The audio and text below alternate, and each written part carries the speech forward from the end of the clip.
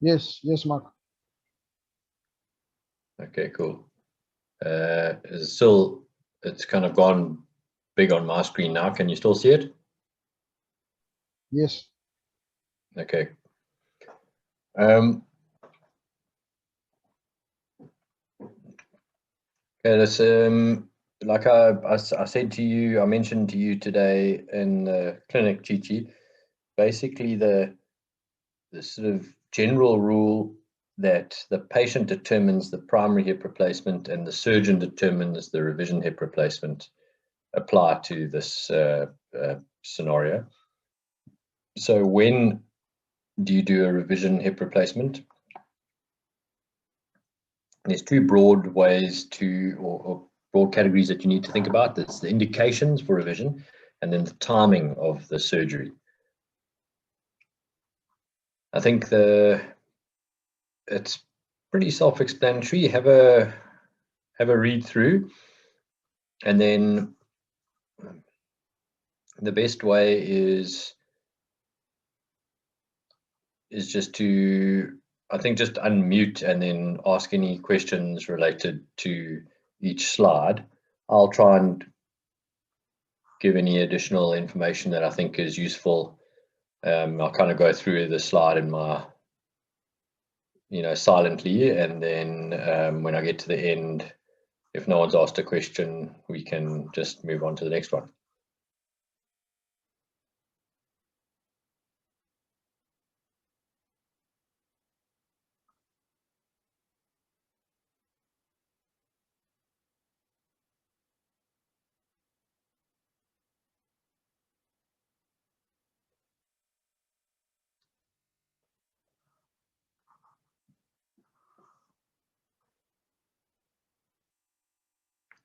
Okay, anything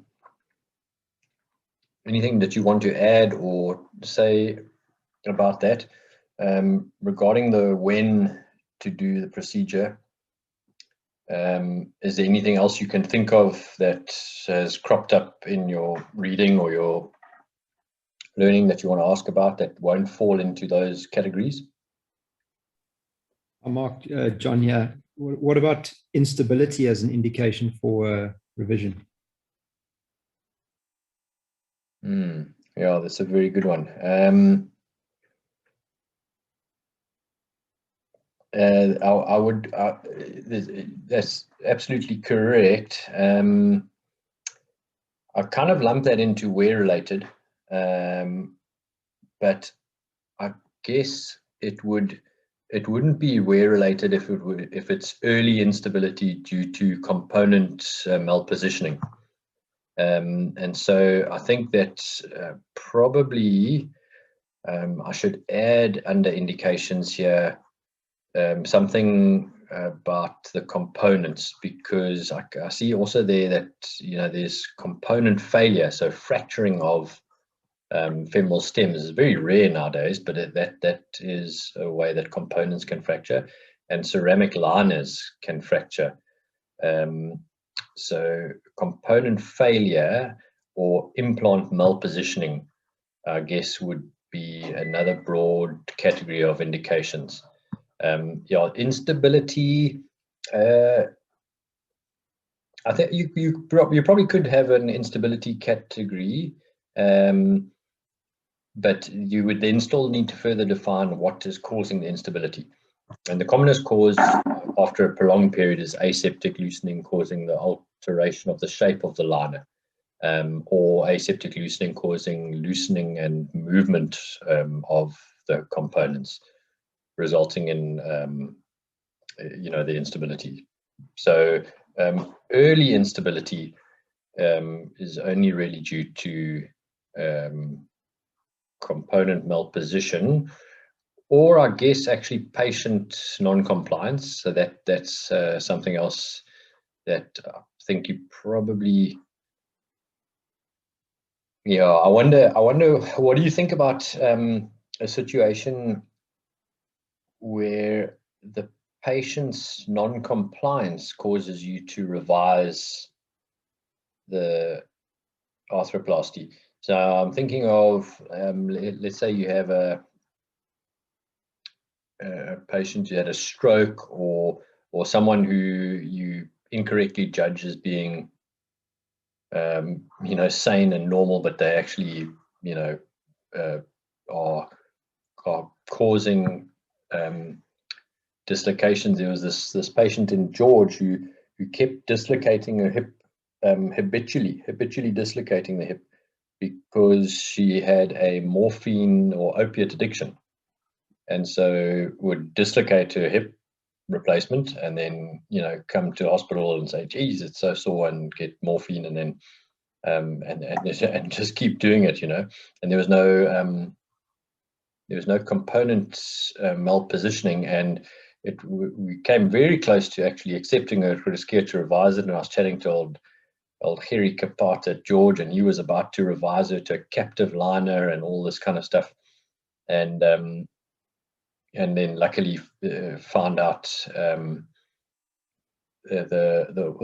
she came in with it. She dislocated, or came and said her hip had dislocated. It was dislocated on X-ray. They reduced it, went back in.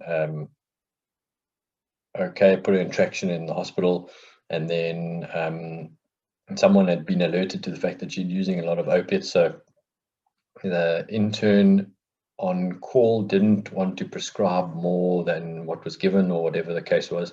So boyfriend, who was in cahoots with her, phoned in pretending to be a doctor, and said that the patient had contacted him, pretended to be a GP or something like that, and demanded that she get opiates, and I don't know if she was somehow schmuggling them to him or something, but anyway, so the whole sort of the whole reason for her habitual dislocations came out, that she was doing it on purpose. So that's patient factors. I think that could be a cause for indications that wouldn't fall into those categories, trauma, sepsis, or wear-related problems. So dislocation. So maybe you're right, John. In a separate category there under indications of dislocations, which then you would divide into early and late dislocations, and possibly even have an additional one, sort of patient non-compliance. Whether they're habitually dislocating on purpose, or if they are, mentally incapacitated.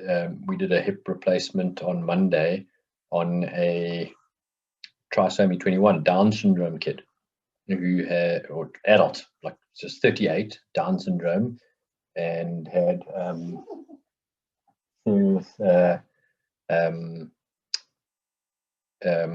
sort of intellectual impairment, and his poor sister carries him around, and he had this painful degenerative hip, and so that was interesting.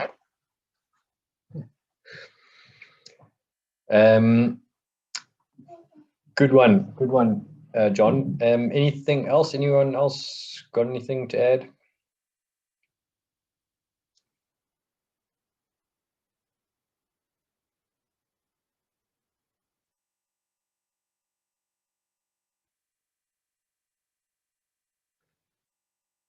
Okay, cool.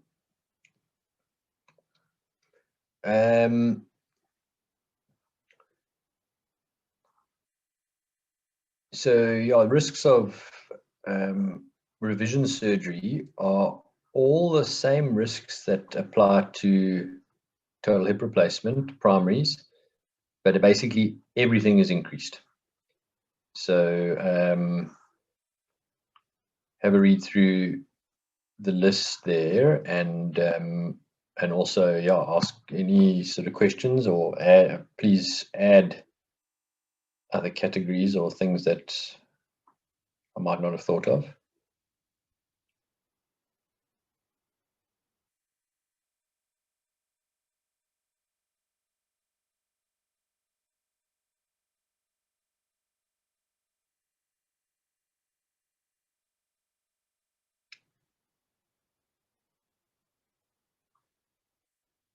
Some of them are some of them you can mitigate against, and take, and others you can't really. It's basically just a statistical sort of lottery, and so I think the moral of the story is just to make sure that the patients are informed of risks of all of these things, and then probably in practice, this is the most difficult thing to weigh up as a surgeon, is that you can explain and consent patients for risks and all of that kind of stuff, but the patients generally don't really have an insight as to what it means to get an infection, for example, or and so you often you've got to try to make sure that you make the best judgment, that the benefit of your revision is going to be outweighing the risks that are involved.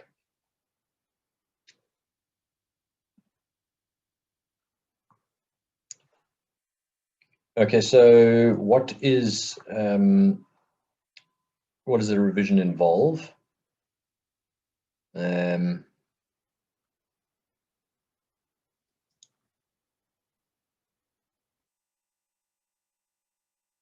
Okay, I've got four basic, well, what's that?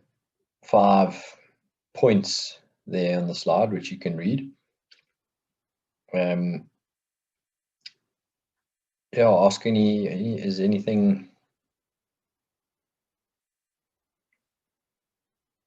Yeah, ask any questions or any additions.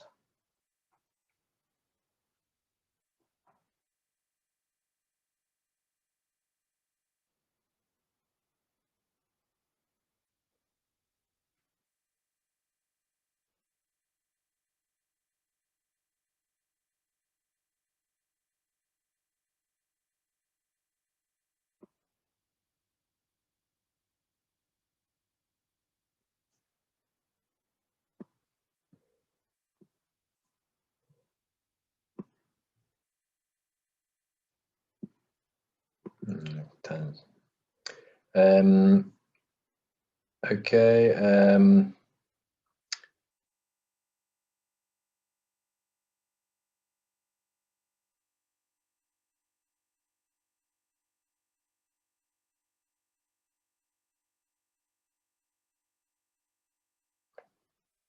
All right, hopefully the guys writing don't really have any major beef with any of this.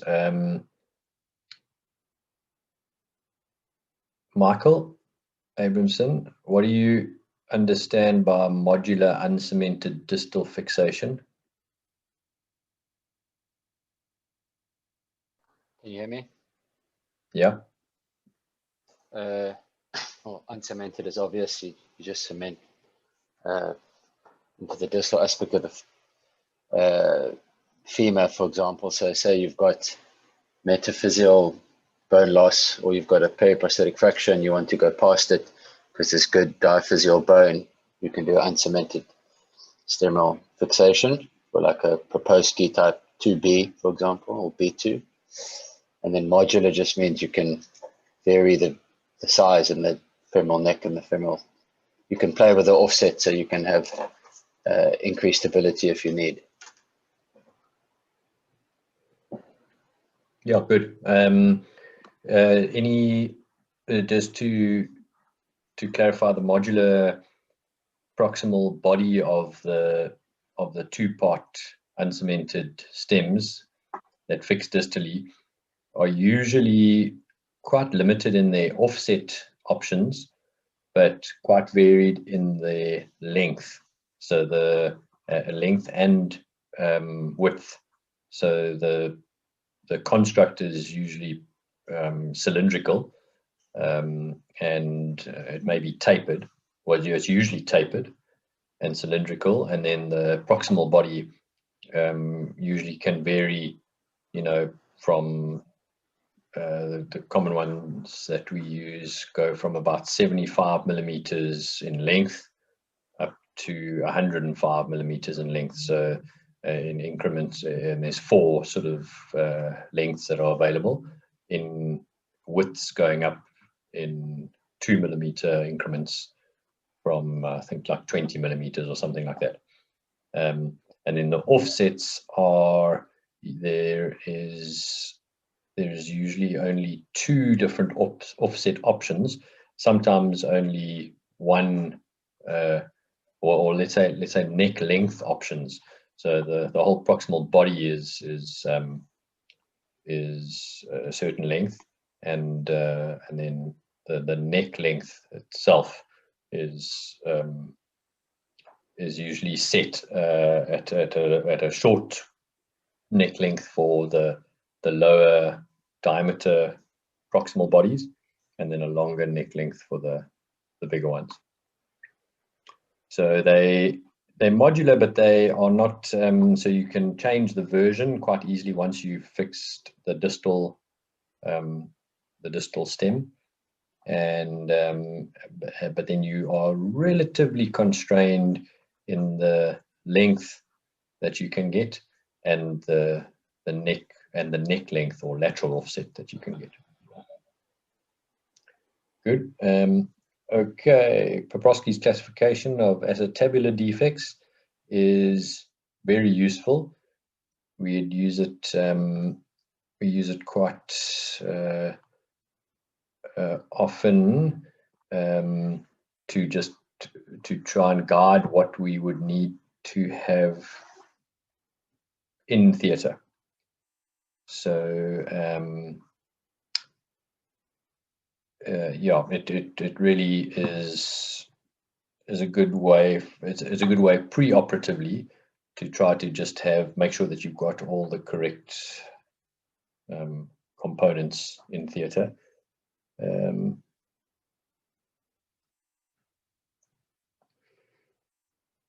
Okay, the acetabular component itself in revision situations is the primary cup. Again, I'm obviously just talking about uncemented cups in this situation. Some of the uncemented materials have got a shell that takes the cemented liner. So prior to the advent of the trabecular metals, you know, the revisions were done with impaction bone grafting and wire mesh cages around bone graft material, and then you just cement into that constructed bone an ordinary cemented polyethylene cup. The modern uncemented materials are ordinary. You can the primary cups of augments or buttresses. You can see in the bottom right corner various examples of that, and usually lots of holes for screw fixation onto the native bone. And then the next step up would be acetabular cages, which you then screw, and recreate the columns of the acetabulum, screw into the proximal ileum and down into the ischium, into the symphysis pubis.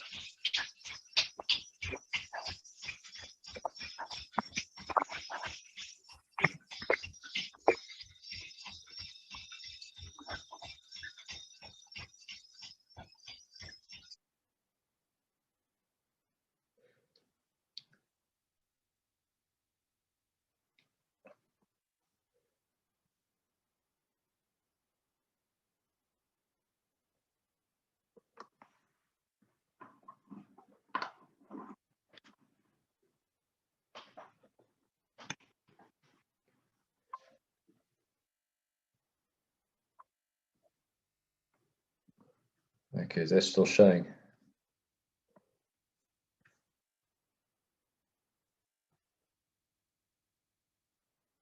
Okay.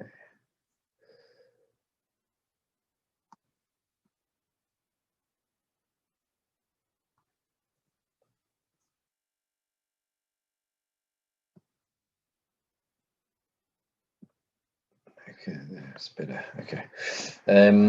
All right. Is there any question about any of the pictures on the screen at the moment? Acetabular components.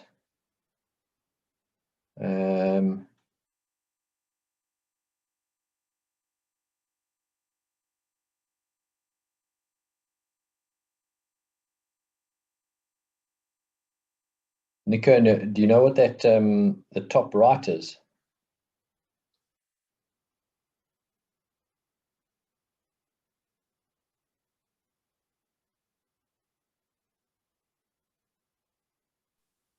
I'm Mark, can you hear me? Yeah. Yes. That looks like, well, some form of augment. I'm not sure whether that's probably 3D printed or I'm not sure. Yeah. So that is a 3D printed, plastic mold of a CT scan derived patient acetabulum with all the defects and the holes, and a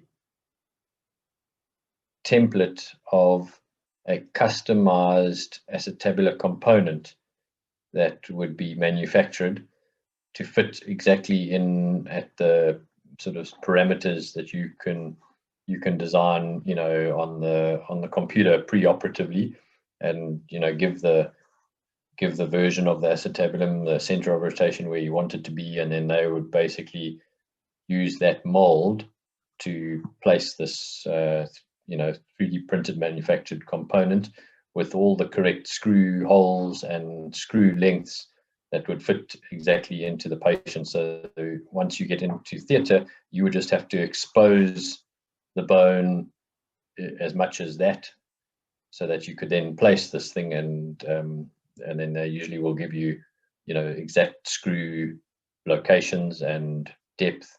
So you don't even have to measure. You basically just plug it on and screw it into the bone. So very useful, but very expensive. And I guess this will be the future, probably for all orthopedics. Custom built components that are built off the patient's unique anatomy.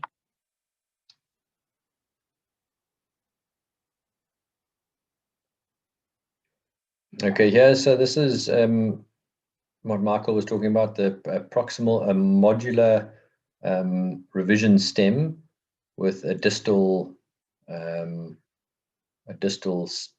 stem, they call it, or a distal cone, that usually is cylindrical but tapered, often with some flanges on for rotational stability, and then that would be perfectly reamed into the distal femoral shaft. Obviously, if you go past the isthmus where the canal starts to widen, you're going to have no or very little grip of the distal part of the stem into the shaft. So you need to be careful about that. And the proximal body is this this section over here. Does the mouse show up on your screen? Yeah, it does. Okay.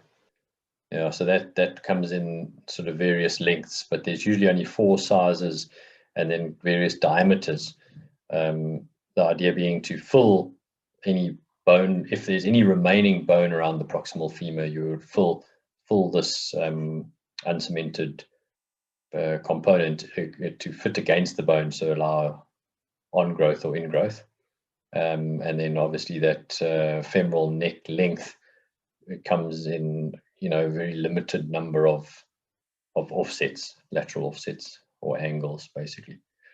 And that the X-ray on the right here shows the kind of thing that it would look like, often with cables around if you've done an osteotomy to remove previous implants.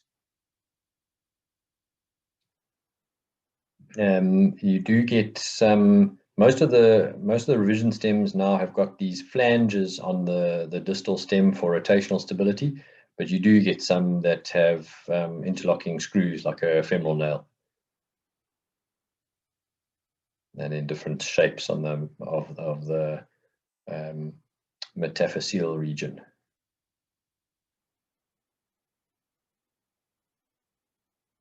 Okay. All right, how to perform the revision surgery. Y'all have a read through this. Any questions or comments? Otherwise, let me ask someone something.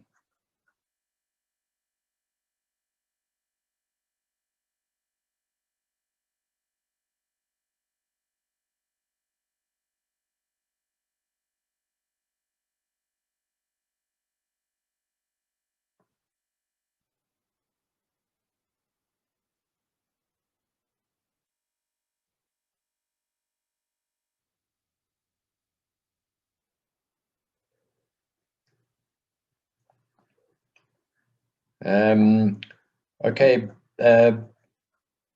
who's up there? Ben Blankson. What do you think there? I say location, a unit. What do you think that is referring to? That's referring to the, good evening, sorry. That's referring to the theater setting. Or if in terms of units, maybe is it a specialized hip arthroplasty unit to be able to do the revision surgery? And then the laminar flow is talking about the flow of air in theater. And if being a revision, it's going to be a major case. So obviously, everyone on the team should be aware and be prepared for the procedure, including the nursing staff. Physio should be on board post-op, because they're going to be perform a major part of the rehab process post-op to prevent dislocation and so on and so forth. So everyone should be on board, essentially. Yeah. What do you know? Any literature that has spoken about specialized units doing arthroplasty or revision arthroplasty? Is there anything that you've come across in any reading or any literature that speaks to that?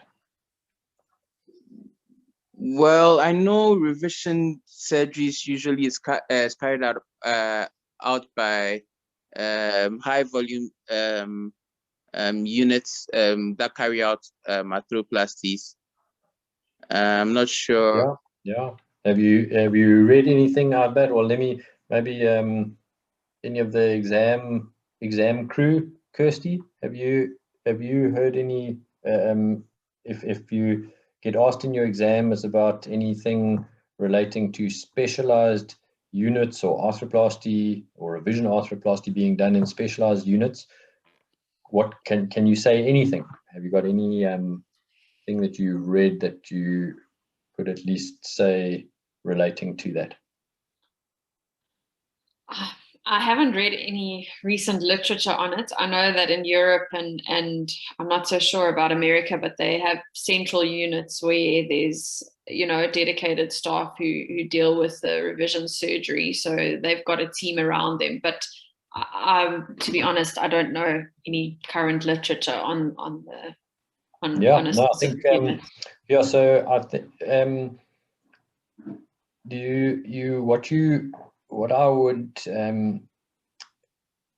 advise is, if you get asked something like some kind of question like this, where it's like you think, geez, like what is he going on about? Or often it sounds like maybe the examiner's got some answer in their head that they're wanting to get, and they keep sort of hacking you for it.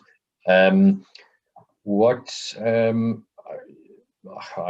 know, there's obviously multiple strategies to try and deal with that, but sometimes you can get away with it by just sort of mentioning anything. So like you've heard of specialized units doing something, so just say say that. So say like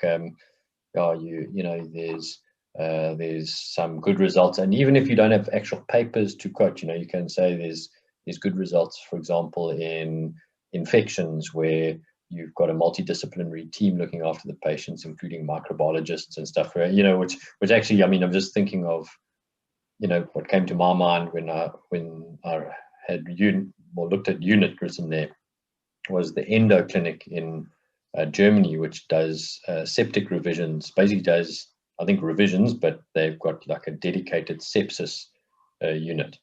And that's it's kind of what Maritz and Tom Hilton are, and what we try to do in our department as well, to make that bone and joint infection unit down in D floor eventually come online, which will then, and then also what we're doing with the antibiotic ward rounds on Fridays and stuff is to try to follow this multidisciplinary team approach to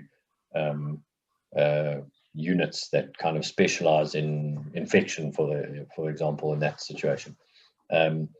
So revision surgery, I think there is quite a lot of evidence that the sort of highly specialized teams that do the job regularly can improve efficiencies and improve outcomes. So even if you don't know of a specific paper or something like that, you can just try and maybe draw from anything that you might have read, and often I think it would be stuff like at Acetabular even you would have you'll be able to draw some kind of conclusion or some kind of inference by where you're working, even like how Puprosky setup is even set up like that, where we've got all our subspecialty firms and things that kind of basically are moving towards doing less general things and more specialized work, because that seems to be how one can get better results, teaching outcomes, etc. Okay.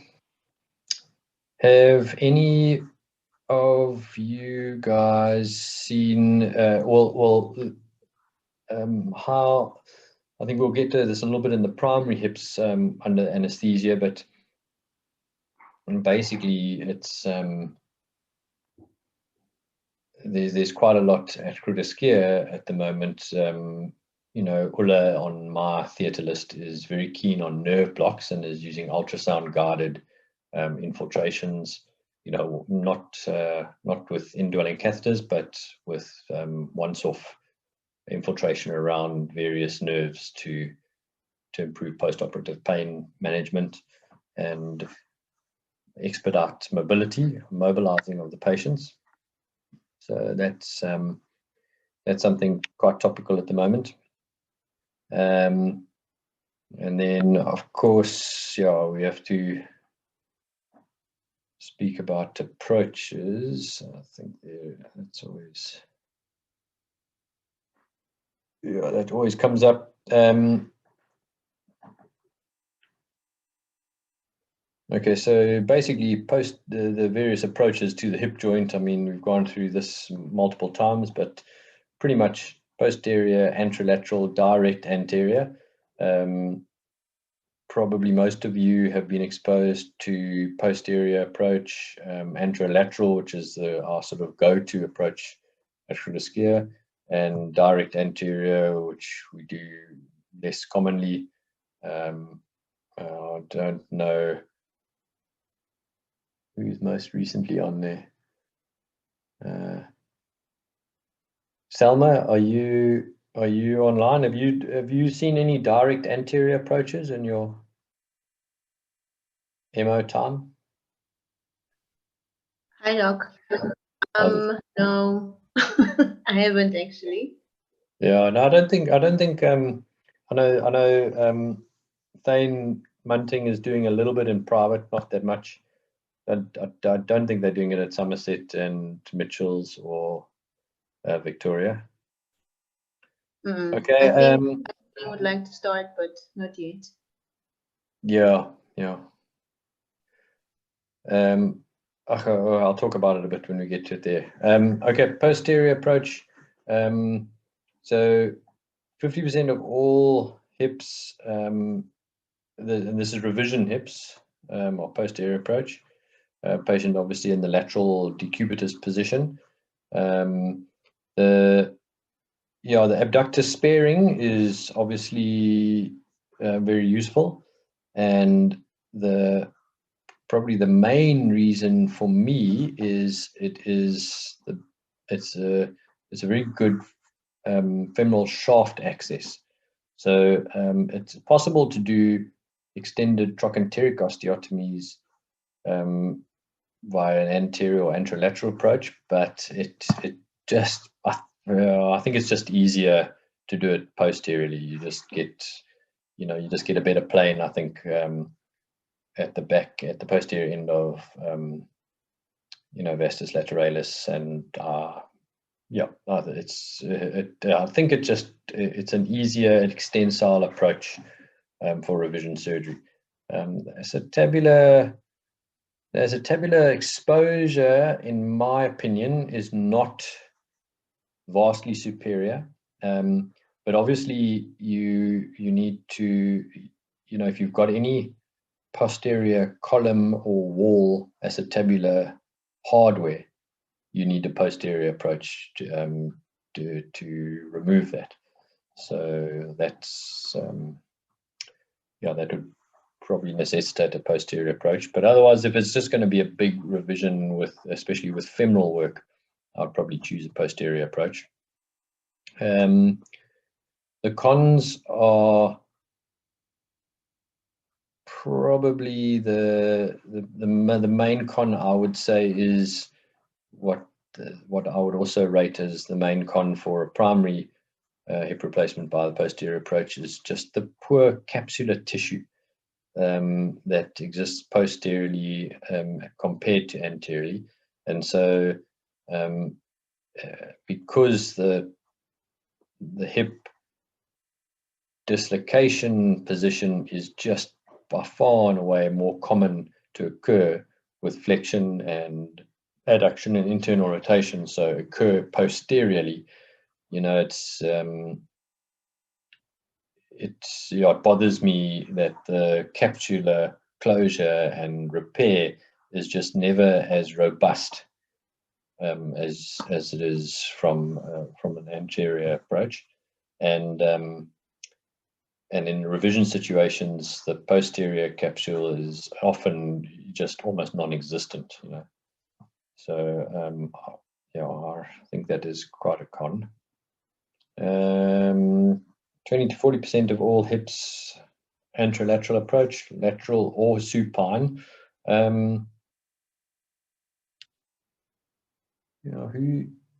Yapi, you worked elsewhere. Did you ever see them do it an anterolateral approach like we do with a patient lying supine and the surgeon sitting?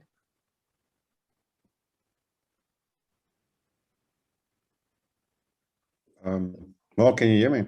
Yeah. Mark? Yes. Sorry, can you hear me? Yes. Mark? Can you hear me now? Yes.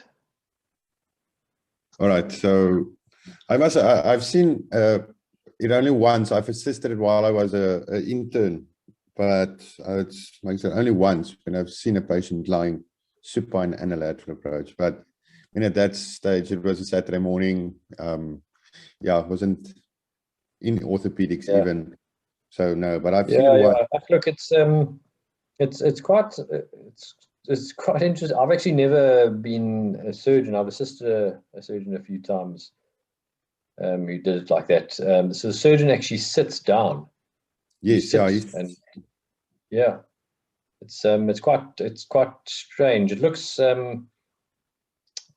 quite comfortable actually, but I mean, you've got like all stuff on your lap, and the patients are kind of lying towards the edge of the table, and everything dribbles onto your lap, and you can rest the hammer on your lap. It's quite it's odd if you're used to standing, but I guess it does look quite comfortable. Anyway, so I think it was I'm not too sure if there was a thing at vets doing it laterally and sitting down, but he said that's the way they were Yes, what I yeah, that's heard. correct. About when old Prof van der Jacht, Dick van der Jacht, that's how he does it. And he used to be the Wits head, so I'm sure he would have trained the guys there. I don't think they do it like that anymore, but yeah, Dick van der Jacht does it like that still. So interesting. All right, the pros I think is that if you can retain the posterior capsular tissue, you've just got a much more stable joint. It's much easier to stitch up the anterior capsule and soft tissue, and it also is just a less likely position, or it's a less frequent position for the hip to go into, and so dislocation is just less common anteriorly. I put a cons down there, IRR.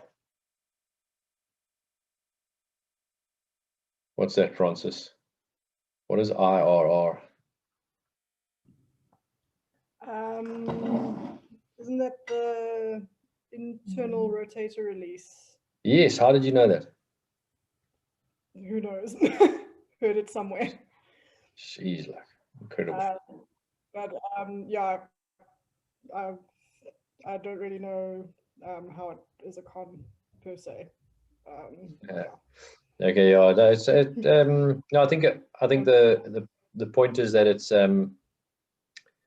although it's repaired, it is still an incision into the fibers of gluteus medius, which are responsible for internal rotation of the hip. So I think the classic posterior approach surgeons' beef with an anterolateral approach is the incision into the abductors, or the damage to the abductor muscles. But yeah, that's certainly the way that we do it. You are at most taking off or releasing half of gluteus medius. Usually it would be maybe a third of gluteus medius, and it's the fibers that are all anterior to the trochanteric insertion, which will obviously rotate the femur internally. The fibers that are inserting onto the proximal tip of the greater trochanter are the abductor fibers, and those are usually left intact.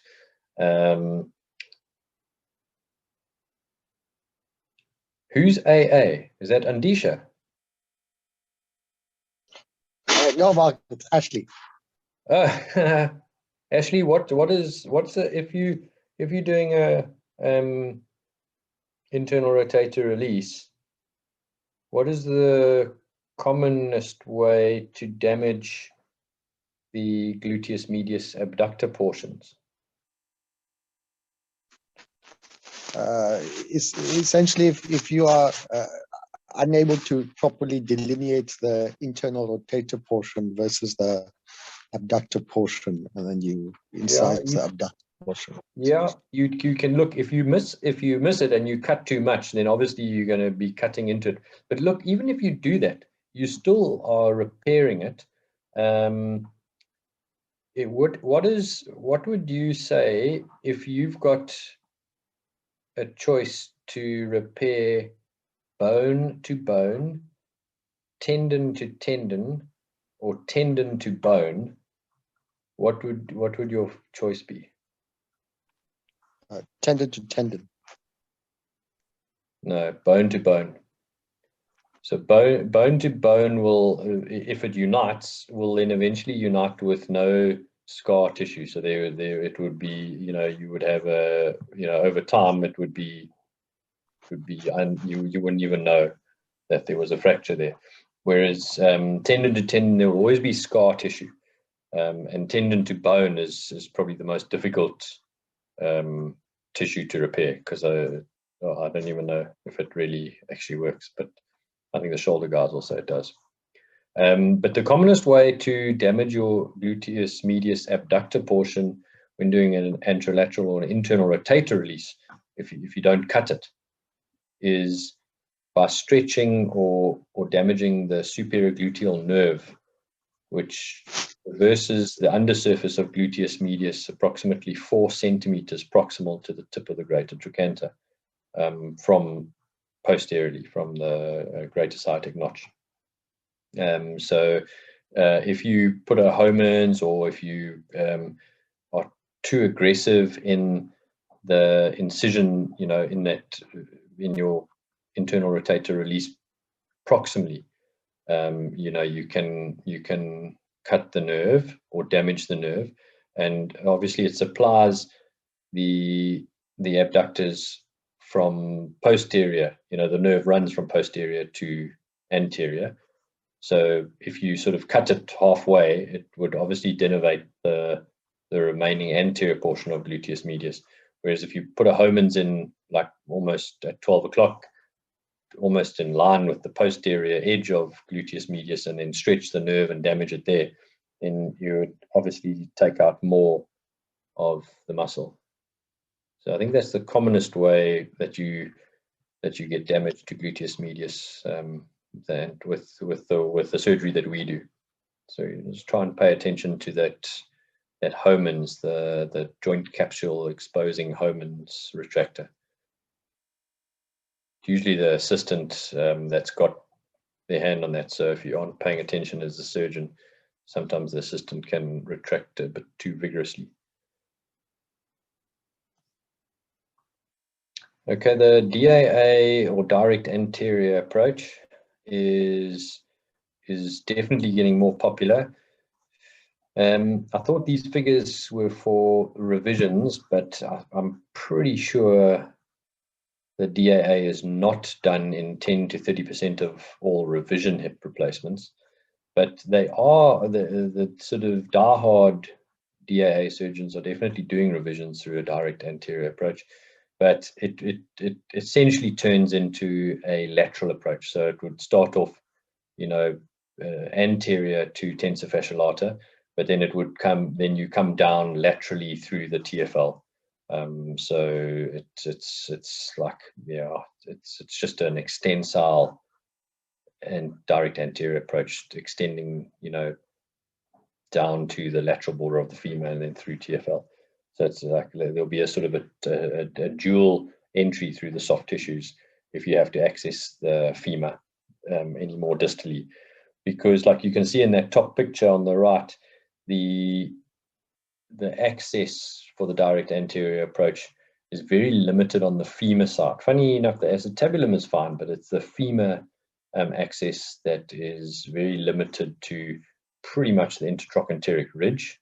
You can get to see the lesser trochanter, but you know, a lot of the tensor fasciae lata gets in the way of that, and you can see the in situ cut happening in that top diagram.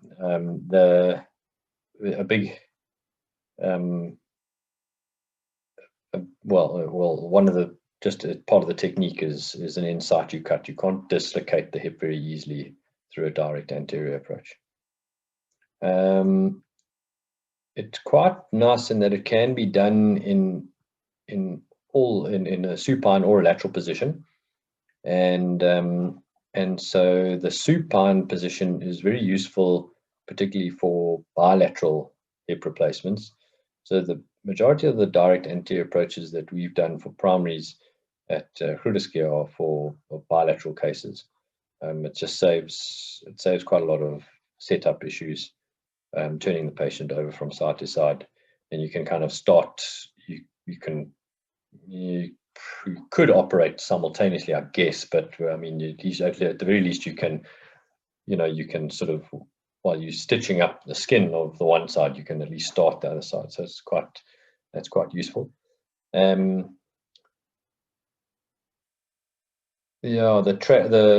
lateral position is, we've done a few like that. It's very counterintuitive because you stand in front of the patient. So unlike a normal anterolateral or posterior approach where the surgeon is standing at the buttocks side of the patient, the surgeon stands in front of the patient for a direct anterior approach that's done in a lateral decubitus position, and then the leg drops down behind the patient's body, so it's a little bit back to front. But yeah, well, a lot of people swear by it and do it that way. And then, of course, there's various traction tables. You do need to have a specialized traction table. So you can't just do it on the ones that we use for femoral nails at GSH. You've got to be able to get the operated leg into the hip into sort of hyper extension. So you've got to be able to have the arm of the traction table, the ability of that arm to drop down to the floor a long way, like quite a long way to the floor, like you can see in that picture. The pros, I think it's massively marketed. I think it's kind of losing a little bit of its shine lately. The big pro in my mind is it's an intranervous, intramuscular plane. So you kind of, there is really no division of anything other than the skin and some fascia and then the capsule.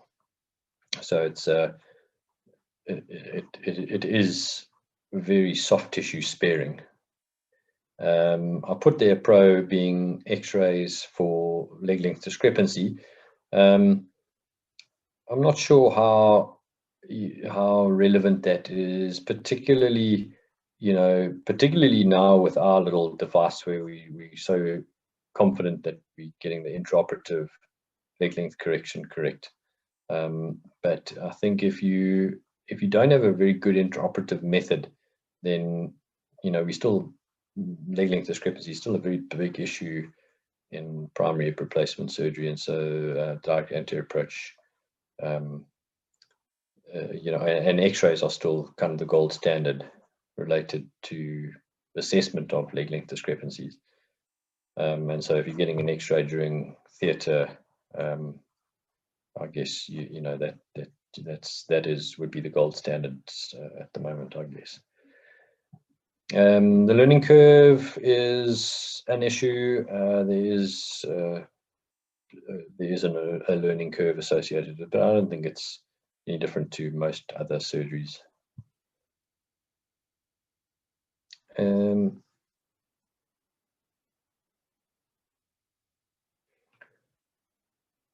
Is there?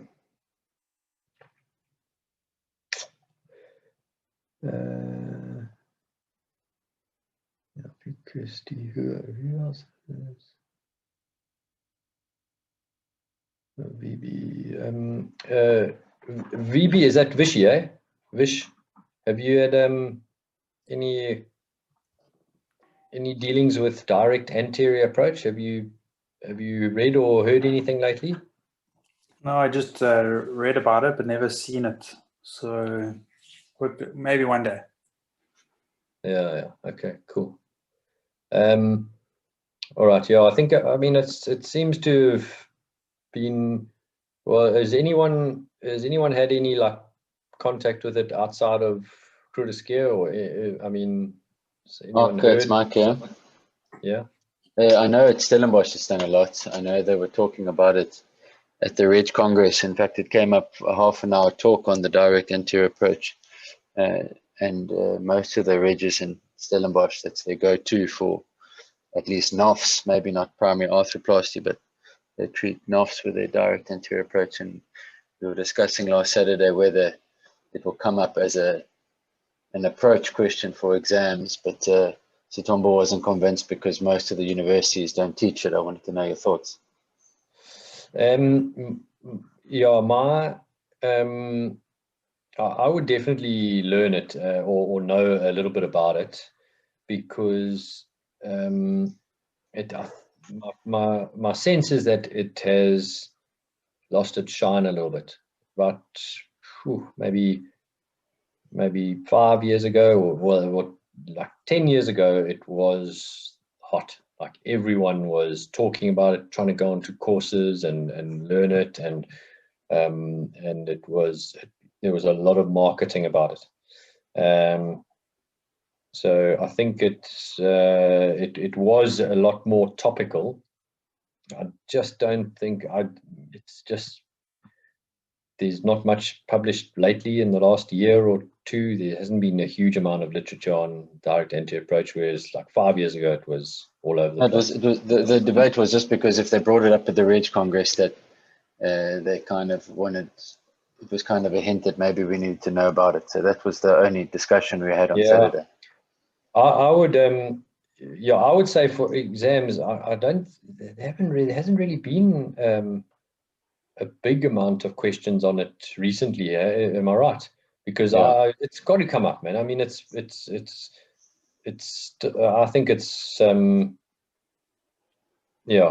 mean, I think it certainly was topical like 3, 4, 5 years ago. It was really topical, you know. It was very, very popular. It was marketed heavily about 10 years ago, and then there was a lot of action happening in the literature, you know, pros and cons, like all the proponents for it and then all the detractors, and it seems to have died a little bit. You know, a couple of the big orthopedic associations around the world have kind of made sort of statements, you know, some very controversial about the direct anterior approach, but that was like maybe 2 years ago, sort of 2018, 3 years ago maybe, and then since then, like, I think people have just sort of, some people love it and they do it, some people do it, you know, reluctantly or intermittently, which is my sort of take on it. I think it's a great idea, but it's just, you know, it's bloody hard in certain anatomy. You know, if you've got short necks and big trochanters, it's very difficult to get this exposure nicely. So I think probably what Tigerberg is doing is a very good option, is to do it for little old ladies with neck or femur fractures. You know, they'll have lack of soft tissues. It'll be, you know, you'll easily expose the femur. That the biggest difficulty in a direct anterior approach is femoral exposure, and getting access to the femoral shaft for broaching and placing a stem. So if you've got soft tissues and if you don't have big beefy muscles, you know, it's very easy to externally rotate that femur and extend it or pull it anteriorly so that it sort of comes out the wound a bit. But if you've got a short neck and a big trochanter and big strong muscles, and a sort of male type pelvis, you know, then it's just such a mission to expose the femur. So, and then of course one of the big advantages, I think, from compared to a posterior approach surgeon, is that is your dislocation lowering. You know, there is a lower dislocation risk with neck of femurs, I think, particularly with trauma hips, direct anterior approach. But I would say it's the same for an anterolateral approach. Is, you know, you maybe are losing that early mobility or pain that the non-intranervous muscular plane surgery like an anterolateral approach causes. So I think the literature is pretty clear that the very early first 2 or 3 week functional movements of the patients are better with the direct anterior approach compared to both posterior and anterolateral approaches. But sort of it kind of evens out after 3 weeks, certainly after 6 weeks. So that it doesn't really seem to be a long-lasting thing. But maybe, you know, if you've got an old person with a neck or femur fracture and you're desperate not to have them, you know, get muscle wasting and lie around for a long time and not dislocate, then probably that is an ideal patient to do it in. Yeah. So I think it can come up. I would know a little bit about it. You know the anatomy, and the approach, and maybe what else could they ask you? Yeah, I mean, I guess the good question would just be the anatomy. You know, that would be a good question. The anatomy of the direct anterior approach.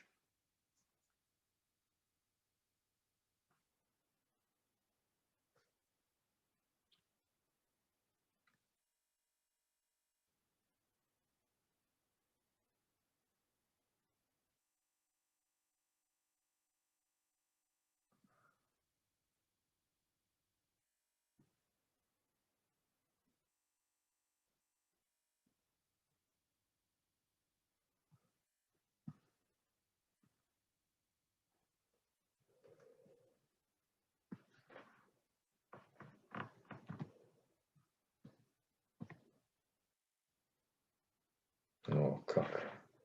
Now can you see this now? Yes.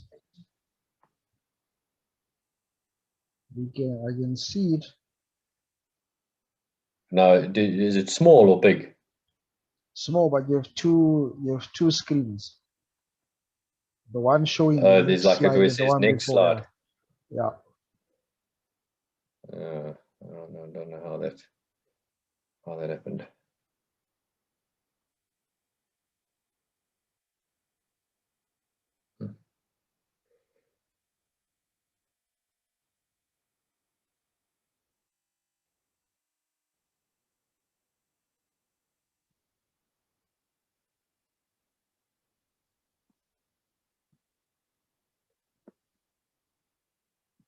Oh, there you go. That's probably a bit better.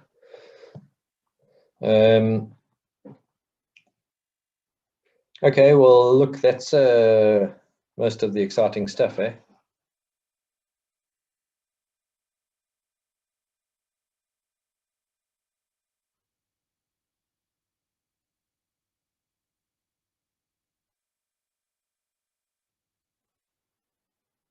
Okay, so that was the revision one. The primary one is basically the same. So the indications and the timing, it's there for you to read.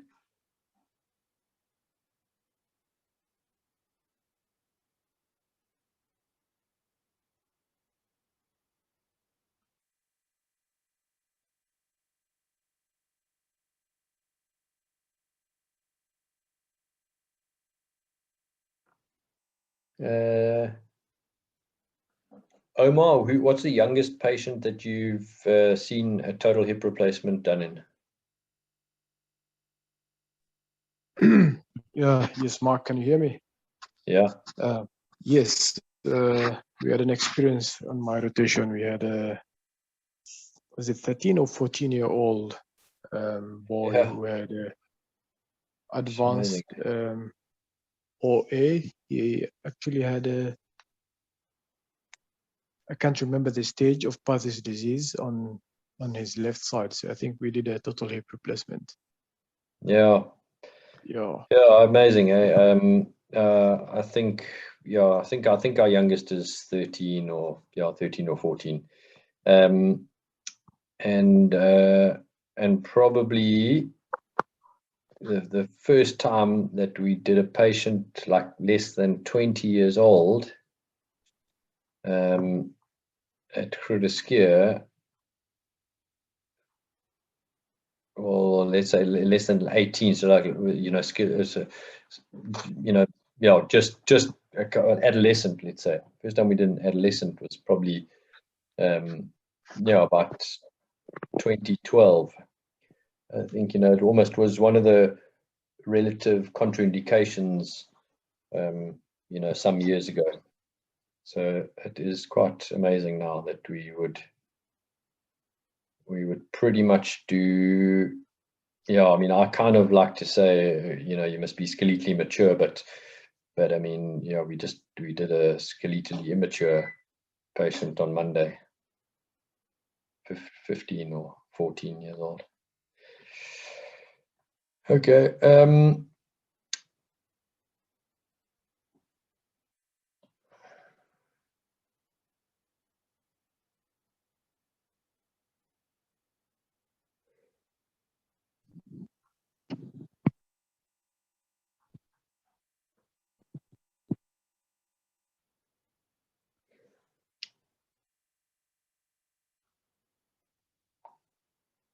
KL, is that Kim?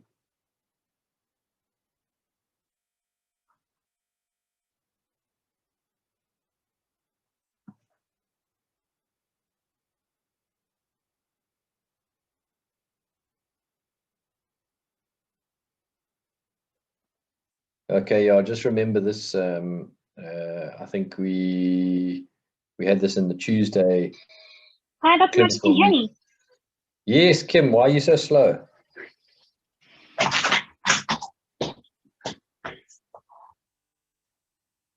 Dr. Nortje, can you hear me? Yes. Oh, sorry. I didn't realize my...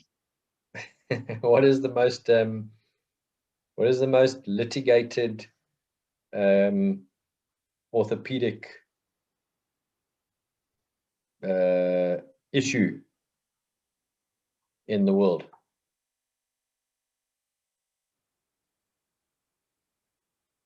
What costs the most money and what makes the lawyers the most money for suing orthopedic surgeons? I'm just going to take a stab at it and say prosthetic joint infection. No, the leg length inequality, that bottom thing there. Ah, So okay. out of the, probably because hip replacements are one of the commonest procedures that are done, but nevertheless, most money spent against in orthopedic litigation, well, in the US certainly, is due to patients suing their doctors about having unequal leg lengths after hip replacement. Even beats the spinal surgeons getting sued for paralysis. Amazing. Okay,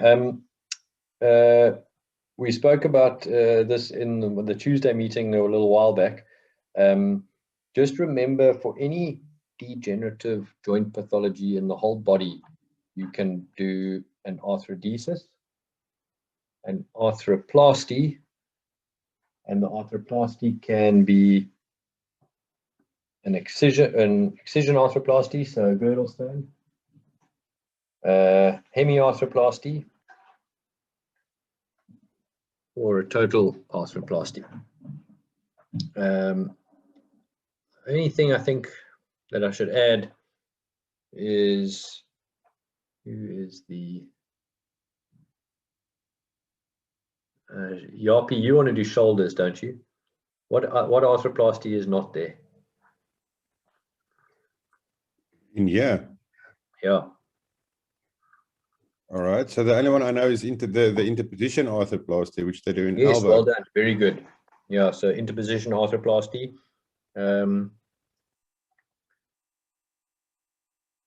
Bayanda, what interposition do you know?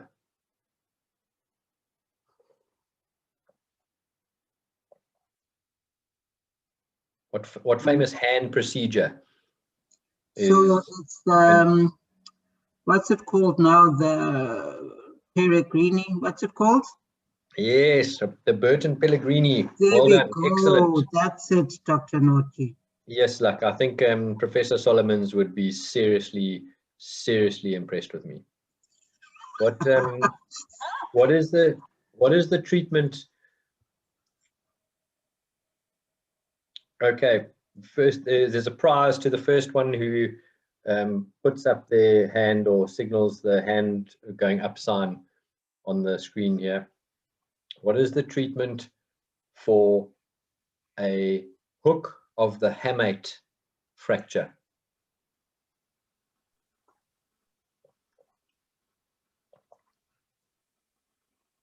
Yeah, yikes.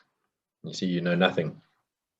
Okay, I don't know either, but my brother-in-law broke the hook of his hamate and he's gone to see Professor Solomons and he has to have a CT scan and all of stuff. So I thought that you don't really need the hook of your hamate, so I told him he could just leave it alone, but evidently not. Okay, the only interesting thing in this slide is that you probably have never seen one of these cemented acetabular polyethylene cups. The middle one over here with this flange is the classic Charnley cemented cup, and then you can you cut that flange to the size of the acetabulum, and the little socket polyethylene is just a little bit smaller than the acetabulum, so that you can put cement into the acetabulum after you prepared it, and then compress it in with that cup, so that you get a good cement bone interdigitation like this, and you use pressurization in a very similar manner to how you would do a stem. Mark, can I just ask a question on the previous slide? Yes. Stop you. So I've spent a good 10 years now in orthopedics, from intern to MO to reg. I mean, I've never seen a resurfacing done. Why don't we do them? If it's such a great operation, why don't we do them more often? Yeah, very good question. So you basically missed the era of resurfacing. So in 2010, the ASR, the articular surface replacement by Johnson & Johnson, or DePuy Johnson & Johnson, was recalled from the market and cost J&J billions of dollars in class action lawsuits because of metallosis and metal ion problems and failure of fixation, etc., etc. And I think it basically, so you if you've done 10 years of orthopedics, you started just after that whole debacle. And at Puprosky, we were doing probably a resurfacing a week. So we had quite a lot of ASRs, and unfortunately we had gone with ASR because we were using or the DePuy products, and had we gone with Birmingham or the BHR, well, then we wouldn't have had that same problem, and probably wouldn't have had our fingers burnt. So I think the world basically just got put off them, I think is the simple answer. I think that there's still a lot of unknown questions relating to the effects of metal ions. So any bearing surface is going to be subject to the basic science of biology, friction and wear, and the wear particles that are generated in metal articulations are very small metal particles or metal ions. And they're known to be teratogenic to a fetus, but the effects on adults, on the human, or the adult human that's got it in their body, is not really known. And so it seems that it is okay, because there's many people that have been monitored now with the ASR recall, and also patients who've got Birmingham's and well-functioning resurfacing arthroplasties with elevated serum metal ion levels of cobalt and chromium, and they seem to be okay. So, but I think the fact that it's not really known is putting people off, and the slight risk of metallosis, is putting people off, and the fact that the functional benefit was twofold. It was thought to be that when you had to revise a resurfacing to a total hip, it would be like a primary operation, and that has proven not to be the case. So the results after resurfacing revision to a primary hip or to a stemmed hip are not the same as doing a primary total hip. So that's been well shown now with the large registry data, and the stability or the more natural feel that people thought you would get from a resurfacing that is still true, but it just doesn't seem that the advantage is that great over the modern sort of 36 millimeter femoral heads that are available. So preserving that intramedullary proximal femur by not putting a stem in doesn't really seem to make a big difference. The fact that when you need to revise it, it actually has worse outcomes than just doing a primary hip. So it is like a revision. So it's not like you saving a primary hip operation. And then the more natural feel, the ability to do sport and all of that kind of stuff, because of the larger head, is probably still relevant, but is not so much different to the normal 36 heads that are available. So I think the bottom line is,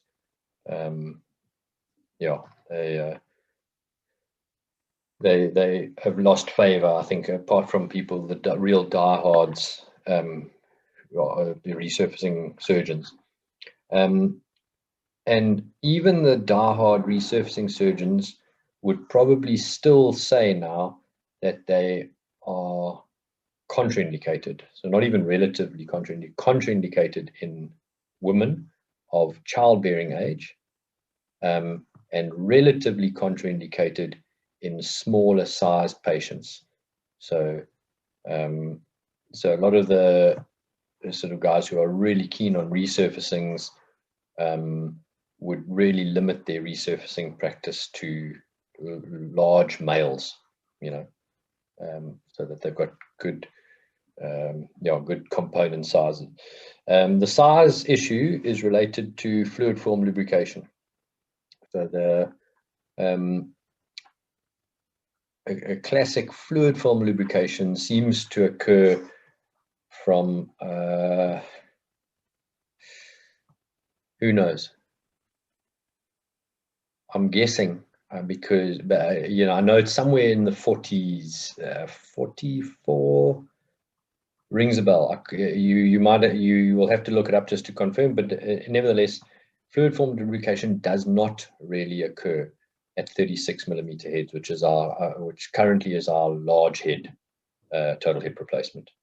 So from about 44, I think 44 millimeters, the fluid form lubrication starts to occur. So most, like you'll know from Thompson's hemiarthroplasties, often you'll be putting in your patient's femoral head will measure like 40 to 44.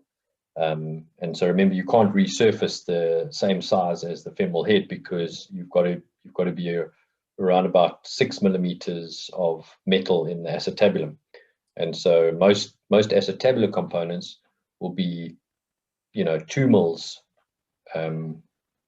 bigger than your femoral head diameter. So if you measure a 40 head, you would usually put in a 42 or 44 millimeter acetabular component, and then your resurfacing would have to be 6 millimeters smaller than that. So it would be a 38 millimeter resurfacing. So you weigh off. So 44, you need a 50 millimeter cup. So that makes me think then my figures are probably wrong, because it's I seem to remember that the benefit only starts to really occur when your acetabular cup size gets to about 56, 54, 56. So like a large male size acetabulum. So you'll just have to, if you want the correct figures, you'll have to look them up. But it's basically got to do with fluid form lubrication. When you don't have fluid form lubrication, then the metal ion and the wear is substantially more. When you get fluid film lubrication, it's almost zero. So you will only then get, as you start moving, that initial starting movement will have metal on metal. But as soon as you draw in some synovial fluid, because of the large surface area, you get a fluid film forming, and then the surfaces don't actually touch each other. So that is the basis of that. Hope that helped you, Oppie.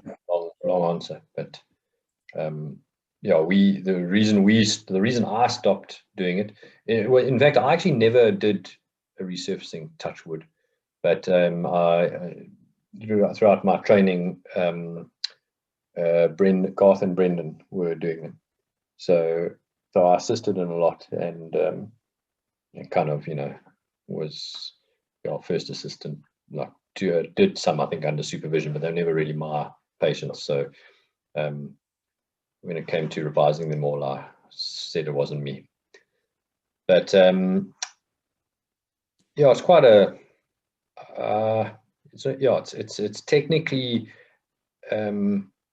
a slightly more difficult operation, I think, because you've got to really try and get the femoral, and make sure that you don't notch the femoral neck, and you want the resurfacing, the femoral component, to be in slight valgus. So you want a slightly valgus positioned femoral component, but not to notch the neck. So when you prepare the neck, you've got to just be very careful, because when you prepare it, you use this like sort of coned reaming device that goes over the neck to shave it.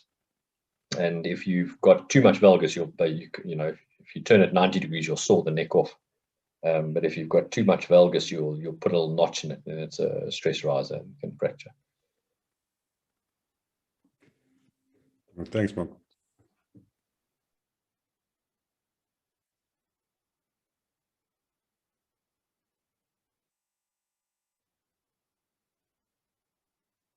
And yeah, then I think maybe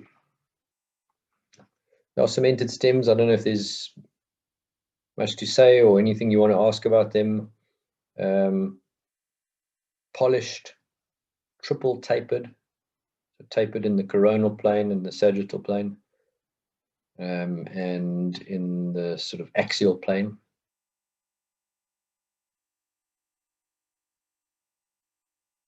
And uncemented cups is the workhorse.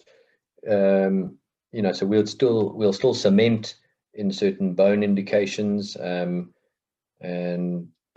sometimes, and size indications. Sometimes very small patients would only be amenable to very small cemented stem. But an uncemented cup, I think I've literally done 1 or 2 cemented acetabular components for a primary hip replacement in my life.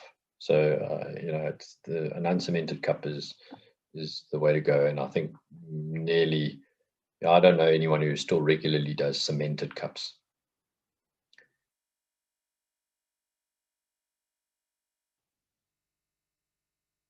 Now, uncemented stems. All I would add to this is that I think this stem here, the collar is back in. So we have for years used at Puprosky this laterally straight bordered proximal porocoated uncemented stem, the Summit, and now the curved or lateral, the stem that has a lateral shoulder, proximally coated porocoated blade type shape, so-called bone preserving, because it's thin in the AP dimension, the Trilock, what I've been using for 10 years. And yeah, we've just had both of them actually, a couple of recent patients with possibly surgical error undersizing the stem, possibly related to the bone shape, the Dorsey type shape, or possibly the bone quality, and had a few patients where these stems have subsided, some over a period of, within the initial sort of 6 to 8 weeks post-op, just got, sunk more and more down. And the collar obviously will prevent, it will rest eventually on the calcar, and so stop sinking down. But more importantly, it provides rotational stability. So the stem, if you try and rotate the stem without a collar, it can still toggle in the femoral canal. But yeah, but when it's got a collar on, it can't rotate against the calcar. So it gives some rotational stability. The collar, the stem sort of flares out just underneath the collar. You can't quite see it in this picture. So you don't have to seat the collar, against the bone, because the stem flares out as it gets to the collar, and so it kind of jams in, and often there's a little gap between the collar and the calcar, but that will still provide the rotational stability, and also it then would have to subside through that slight widening of the metal material before it actually hits the collar onto the calcar. So if it does subside a few millimeters, then the collar will definitely stop it any further. And then the only other thing to mention is the bearing surface. I'm sure it's good enough time to not have to go through too much of this. I don't know if anyone's got any burning questions about bearing surfaces. Just give me a shout. We can go back to that one, but I'll kind of end, I think, with the rest is all the same as the revision. I'll just end with my choice for primaries. So primary hip replacement, I would choose an uncemented hemispherical porocoated cup without pegs. I think that there are a few manufacturers now that make all of their cups with screw holes, and the screw holes have got little screws in that have got porocoat on the back of them.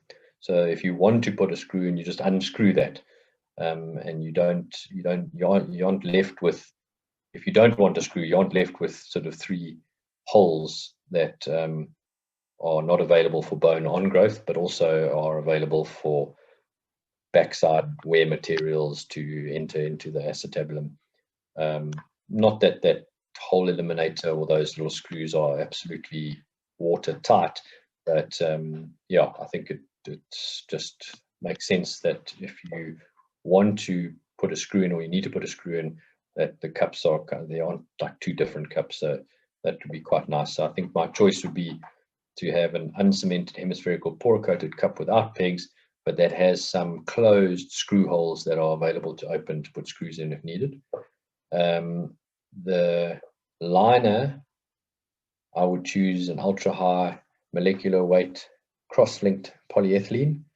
So it is very hard, and the modern polyethylenes have got wear properties approaching that of the ceramic liners.